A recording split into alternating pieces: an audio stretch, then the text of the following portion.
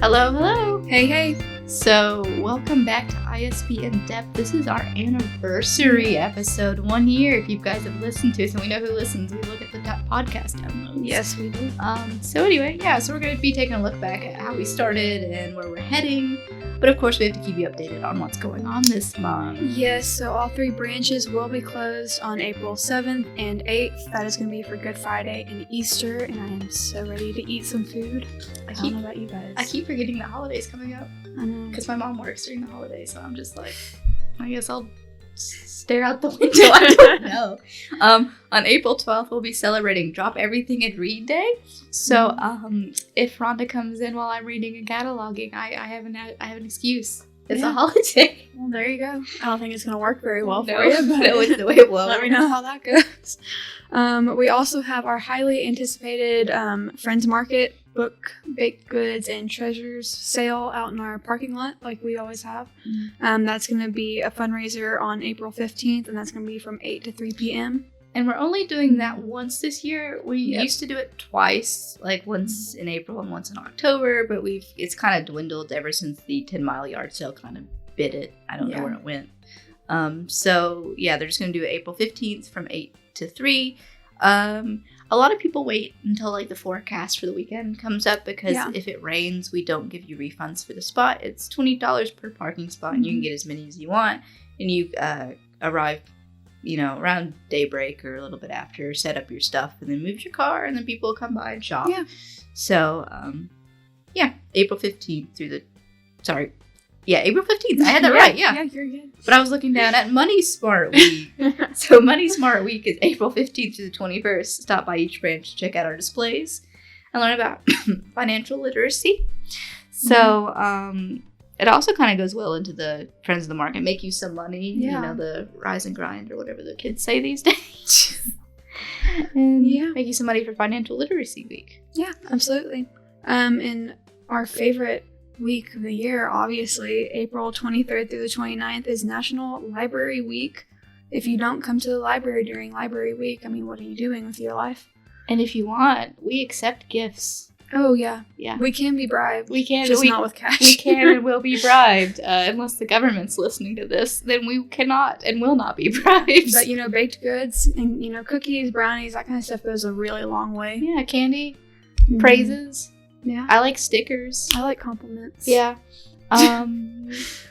But let's see what's after that. Oh, it's my favorite part of the month. April is also National Poetry Month. She says with total sarcasm because she doesn't like poetry. I was telling Launa before the podcast started because we were thinking about, or she looked real quickly at our first podcast because we were trying to remember the setup. So, for those of you watching or listening and not witness to my blooper just now, we are back in the makerspace as like a little homage to our first episode, not because our history center spot's been taken up by the women's history display. Totally not. It's a really good display, actually. I don't even mind. It's beautiful. It may be taken down by the time this airs, but hopefully you guys have gotten to take a look at it. If not, we do have pictures of it posted on Facebook, social medias. Yeah. So, but yeah, it's a little kind of throwback to the first episode. It worked out quite nice like that. Yeah. But yeah, can you believe that we, for our first episode, as we were petrified, and I remember we had to stop so many times. Yeah, we were, now we don't care. Because we had to film twice. I don't know if everyone knows that, but we had to film our first episode 2 times. I don't remember that, but you're right, actually, now that I'm thinking about it. We ran through it twice for the better take. Yep. And we were still so nervous. The only other time we had to do something twice was Bridgerton, but that was because it got too long, and that was my fault. Okay, that was my fault. But it's fine. But we were so brave to be terrified and to read our favorite bits of poetry. Mm-hmm. Yeah. So. Yeah, that was a really good day, though. The only other thing I think we have going on in April is we do have a Fine Wave Drive, which I know a lot of people have been asking about it. We are going to be doing a Fine Wave Drive for the senior citizens again. We do that pretty much every year. So if you bring in 2 full-size toiletry or hygiene items, or 2 new washcloths, or 1 full-size bath towel, like I said, don't bring in all of that. You can pick between those 3 options.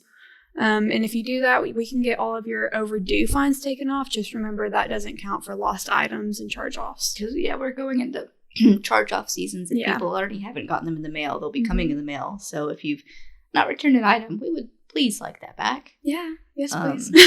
If not, we will take money and buy the item again. Also, if you want to donate all those items at once, you can. Yeah, absolutely. If you don't have any fines on your account, you just want to be a good Samaritan and donate to a good cause, feel free to come see us for more information. Go ahead and give us some donations. It is a good cause, like I said, so. Yeah, it's for the Senior Citizen Christmas Drive. It always feels weird to collect in April for Christmas, but you got to start planning ahead, which we librarians know about. Yes, that's very true. Launa did all the planning ahead for the podcast. Yes. Because I came in after. A little after. Yeah, I was hired in March, and then our first episode was obviously for April, so it was at the end of March. So I had maybe like 2 or 3 weeks at work, and I'm like, hey, podcast. They asked me in an interview, like, hey, do you want to do a podcast? And because I was new, I said yes. And now she's trapped here. And I'm trapped here. And she has no other options. Because, obviously, I'm too amazing to just leave. Please send food and water. It's been a long time. Don't blink 3 times. But yeah, we did want to kind of give you guys a little behind the scenes look at what it took to really create the podcast and how we got here, which it actually was not my idea. It was our director, Rhonda's idea. She just needed a poor soul to do it. And me being young and part-time, youngest on the staff, I was like, oh yeah, I can do a podcast, like easy, which I had never done one before. So we kind of set up a purpose to inform our patrons and inform the community about what we do here. But also just have fun discussing important topics and fun topics at the same time. And then we went into trying to see who we could rope into, doing this with me, because poor Ben was already going to have to edit. I didn't want him to also have to sit behind the camera with me. So whenever Rhonda talked to me about a potential new hire that was a little bit younger, I was like, absolutely. Like, I have no idea who she is, but let's do it, because no one else here wanted to do it. I was about to say, did you ask other people if they said no? Yeah, we had like an entire discussion, like, okay, we need someone to do this with Launa.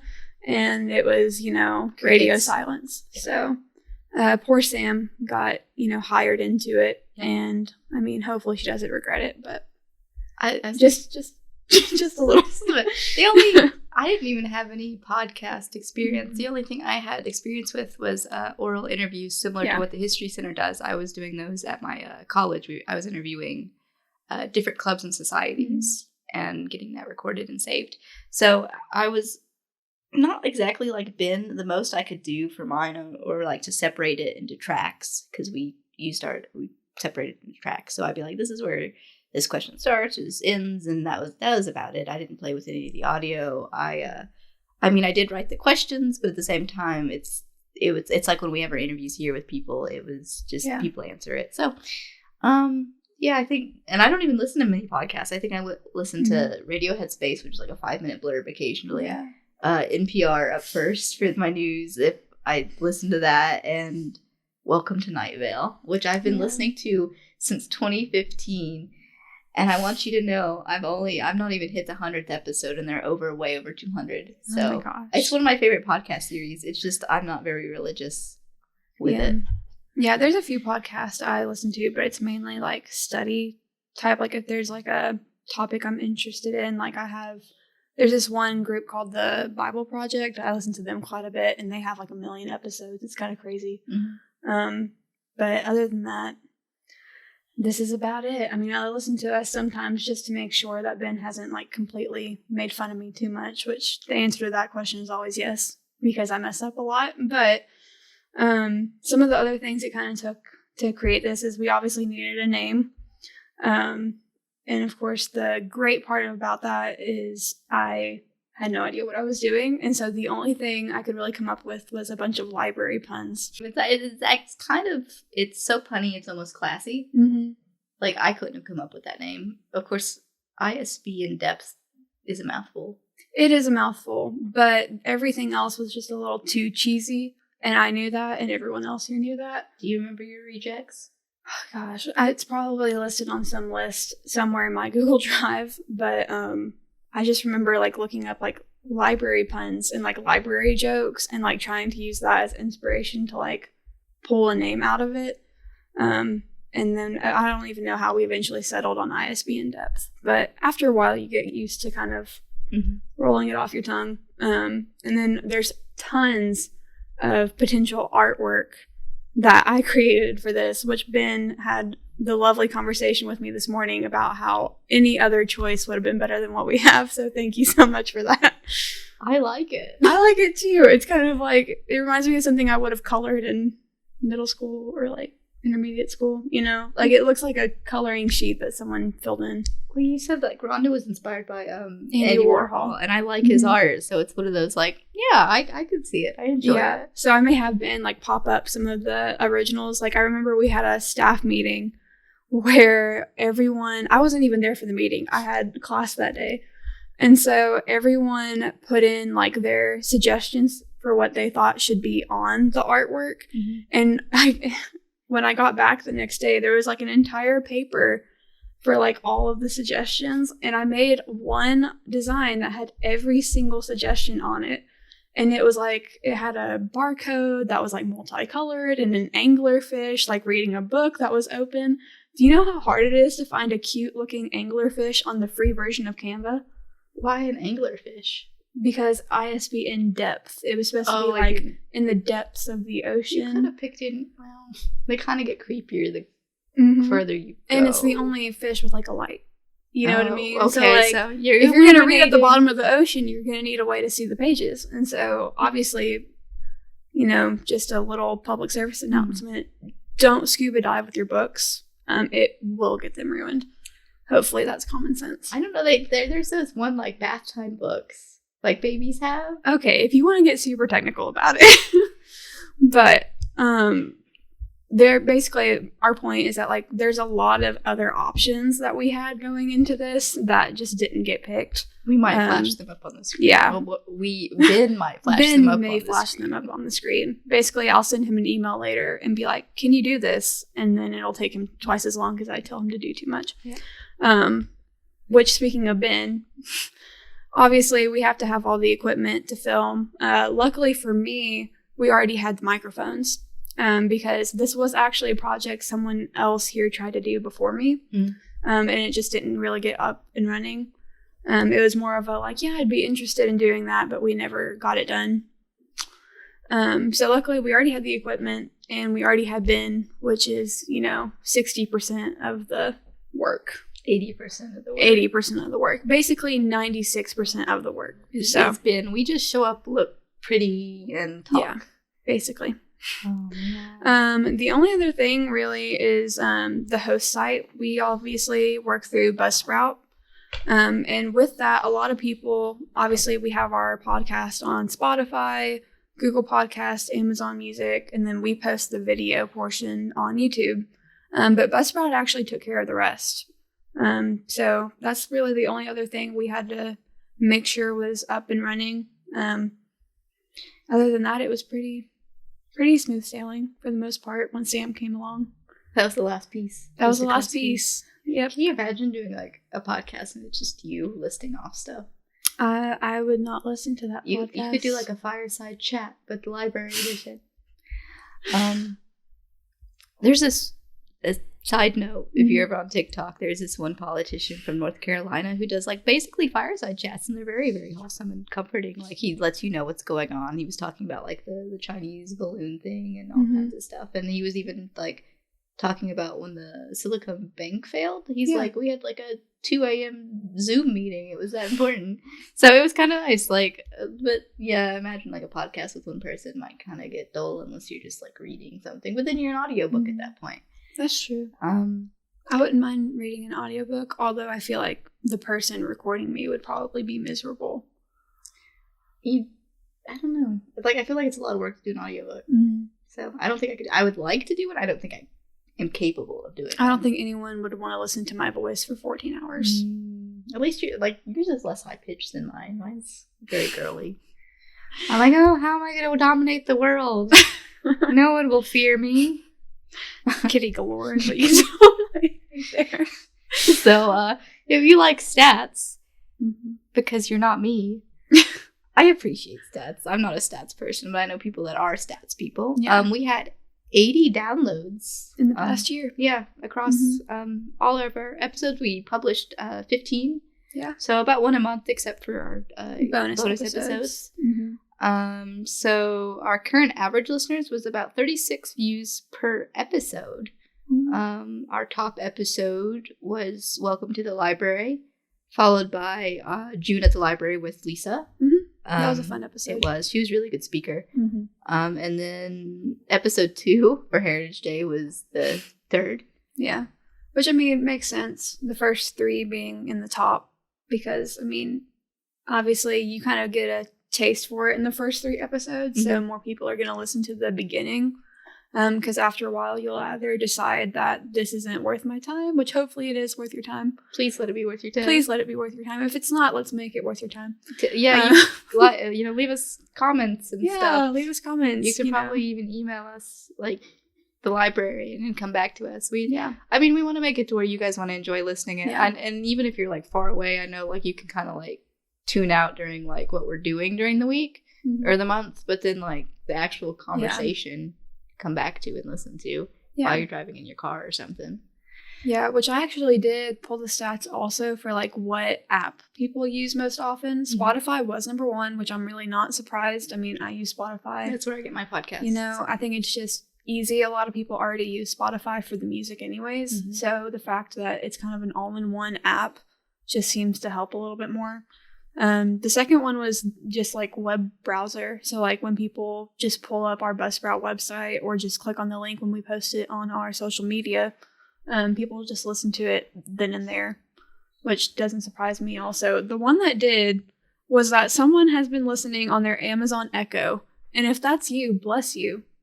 Because I can't imagine my voice being blasted through your entire house. Alexa, play isbn-depth. Yeah, episode 16, which is what this will be, which is so crazy to me. Our sweet 16. It is our sweet 16. Oh, we should have brought like confetti. I sat there last night and I was like, I should have baked a cake. It's okay. We can have cake later. Yeah, we'll have cake later. And we won't eat it on screen in front of you guys. Or for cool. library, National Library Week, if you guys want to bribe us with a sweet 16 cake. You can bring us cake. Absolutely. Because we do like to hear from the people that actually do listen to us. So, like, all jokes aside, like, if you do listen to us and you want to come in and visit us and just say hi, tell us what you think and be honest, because we want you guys to enjoy it. So. Did you know the YouTube statistics? Did you pull those? So our YouTube statistics are actually grouped into our Buzzsprout as far as like our average views. Okay. Our manager actually does all of our YouTube stats. Okay. So I don't have as much. I don't have as much information with our YouTube. We do get a lot of views on YouTube. Typically in like the at least 20s. So range. You're saying we could almost have. So you say 20 per episode. We almost have like then 50-ish people tune in, or is that counting the average? So the 36 average views per episode, that's Buzzsprout and YouTube combined. Okay. Yeah. Well, that's. So I wish it was 50. I wish it was 50. That would be a wonderful average. Tell your friends, make it 50. Yeah, let's make it 50. That'll be our goal by next year. How about that? It's to like up our. It's a high goal. That's shoot my 5-year reach goal. Reach for the moon is what I say. So speaking of looking forward to next year's goals, our goals. Someone is leaving me. Unfortunately, I will be transferring. You guys know I'm a college student. I will be graduating with my associate's degree this May, which means I will be transferring to a different college in August.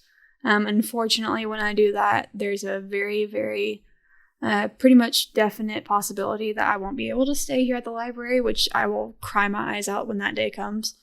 But that does mean that you guys get to see a new face here more often, and you guys have already been introduced to her. It will be Alexis, our reference supervisor. She got bullied into it. She did get bullied into it, mainly by us, but it's fine.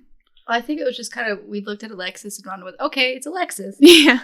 Because also when we brought that up at the staff meeting, there was no response. Yeah. And her first episode will be in August. Launa might be, because we film like a month in advance. Yeah. Launa might be here behind the scenes, but we're gonna Yeah. We want Alexis to kind of get a feel for it. I mean, she did well on her episode, which was back in February. And if you haven't seen that episode, I highly encourage you to go back. We talked about our childhood crushes, which great. We got some fantastic bloopers from that episode as well. So you guys will most definitely see that in the coming year. So, but yeah, looking forward. So part of the life of a librarian is we have to have stuff planned out in advance. Mm-hmm. Our year works a little differently than most years. You know, everybody's like, the new year, January, right? Unless you're doing Lunar New Year. But ours, we do our fiscal year. So ours starts in like June, July. And so when we first got together and put the podcast together, we actually pulled the plans together, I think, really fast for what we were doing. I mean, we had to, but yeah. But we planned from basically April to May. Mm-hmm. And then, so as the year ran on, we were like, okay, we need to get these plans. So we've got June through, I think, June through something. Yeah. I'm looking at my paper for those of you who cannot see me. June through May. And we also slipped in some bonus episodes to know what we're kind of doing, and so we can know who to ask and schedule things. Yeah. But Launa's last one's going to be Rory Gilmore Reading Challenge as a treat because she's a big Gilmore Girls fan, which I enjoy Gilmore Girls too. Gosh, it is 100% like the biggest comfort show for me. Mm-hmm. Like actually when I got my acceptance into the college that I'm transferring to, I skipped through like the first several seasons of Gilmore Girls and started watching. Yeah, I went straight to the college episodes, which is so like a little pathetic, but if you're like me, you know how, like, those comfort episodes just, like, make you feel better when, like, bad things happen in your life and when good things happen. Mm-hmm. And so, like, Rory Gilmore, that character is someone who I, like, really connected with when I was young. So, like, going back to those episodes and kind of, like, reconnecting with her at the same time that I'm in just felt right. So my mom was telling me, so when she dropped me off to college, because I went to college in Kentucky, so I was definitely not home except for like maybe the bigger holidays. Yeah. And she came home and we didn't have cable, so we had DVDs, and she had Gilmore Girls, and she literally just put one in, and she did watch I think the first 2 seasons, and I think season 3 is when she goes to college. It is. And she watched like season 3 episode 1, and she said she just sat on the couch and cried. So it's sad. It's like a bittersweet time in anyone's life. Yeah. You know, especially when you are close to your parents and you go out of area, and you do have to have that whole like I'm leaving the nest moment. But you're just going to Knoxville. Yeah, I'm just going to Knoxville. It's like a 45 to an hour drive at the most. Yeah, so you guys will probably see me every now and then. If you come to the library as a regular patron, you'll probably still see me all the time. You just can't ask me where things are because I don't get paid for it anymore. I mean, she'd probably help you anyway, though. She's a pretty decent person. I'm decent. I'm okay. Unless you're David. For June, of course, we do have some like themes throughout the year. Like June's obviously summer reading. Mm-hmm. We have Heritage Day coming up again. This time, though, instead of being in the spring, it's in winter. Christmas. So we'll have something to do with that. Mm-hmm. And of course, you know, we've got like March is Women's History Month, and we try to switch it up a little bit. Like obviously, some holidays don't change, but like think about our first episode, we focused on poetry. On this one, we're just obviously recapping our first year, and then probably next year, if we're still doing this, we could talk about money smart. I could tell you about my spending habits, and you can be like, "Why would you spend so much money on books?" And I'll be like, "Yeah." A single volume of the manga. So for you guys off screen, for just a little blurb for Money Smart Week, Ben asked me to say how much my most expensive manga, and manga, again, if you're not familiar, is a Japanese comic book. They usually retail ready from $10 to $20 at the most. Well, I have a series that's out of print, and it's older, so. And for some reason, you cannot find volume 17 of XXX Holic, pronounced Holic. You cannot find volume 17 of that anywhere. I did. I found it in excellent non-library condition, because a lot of times you find ex-library mangas with the barcodes and you can't get that stuff off with it stuck on there. Yeah. I mean, I was thinking we did a training and we were talking about how we damage books as soon as we get them because we put the stickers on and stuff like that. And so, yeah, you can get some of the stuff off, but you can't get all of the stuff off. And a lot of them, these ex-library copies were over $100. And mine was certainly over $100 because it was in excellent condition, but also it was a steal because it was in excellent condition at the same price as the ex-library copies. Was the price $130, I think? Yeah, $130 with ship. Cannot say for sure with shipping. It's been a few months since I bought it. But yeah, if you want to do Money Smart Week, don't do what I do. Actually, you could do what I do, but you just have to make sure to allot the right amount of money and budget yourself. And I had extra money that month, and I went, hey, I'm going to use it for this. And I still do not feel guilty about buying that book because I wouldn't have found it anywhere else. So, but I'll sit there and agonize over like $10 in like at a grocery store. I'll be like, should I buy that for $10? And then that extra box of Pop-Tarts, yeah, just, the shrinkflation, extra one box of Pop-Tarts for $10. Yep. So yeah, maybe next year we'll talk about Money Smart Week, and maybe we'll let Alexis lead that discussion. and we could ask her what her stupidest purchase was. That would actually be a pretty fun topic. Like, what's the dumbest purchase you've ever made solely for your enjoyment? I think technically my dumbest purchase I've ever made, we're not counting the manga because I don't think it's a dumb purchase. Other people do. I had switched over to Spotify Premium, and I was like, oh, there's a song on my Apple Music I couldn't think of it, and I was like, well, if I buy my Apple Music back, but it'd been like almost a year. Yeah, I was like, if I pay $10, I can get my library back.